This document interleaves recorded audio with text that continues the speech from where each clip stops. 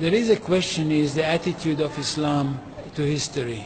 And in fact, what we find, the basic attitude is that all history is in fact an Islamic history.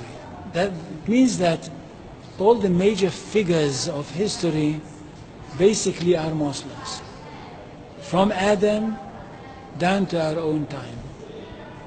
So if the Jews or the Christians are demanding something and basing it on the fact that there was a king called Solomon, or a king called David, or a prophet called Moses, or Jesus, then of course what they are doing, they are saying something which is not true, or in fact they don't know that all these figures were basically Muslim figures.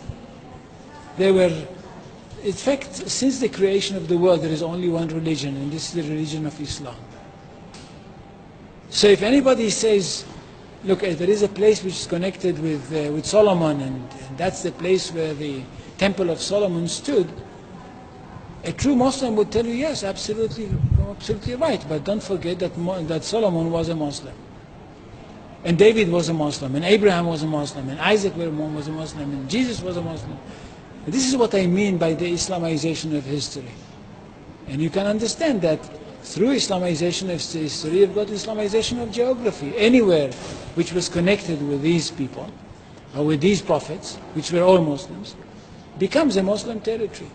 And therefore, when Islam was not in that area before Muhammad came to it, but it should have been there. In that area, I mean in the Middle East or other parts outside the Middle East, which are now Muslim parts. Any place like this had to be freed, not to be conquered, had to be liberated. So Islam appeared in history in the time of Muhammad, or reappeared in history from their point of view, reappeared in history as a liberator. And therefore there is no Islamic occupation. If somebody occupied anything, it would be always somebody else, not the Muslims. So there is no Islamic occupation, there is only Islamic liberation.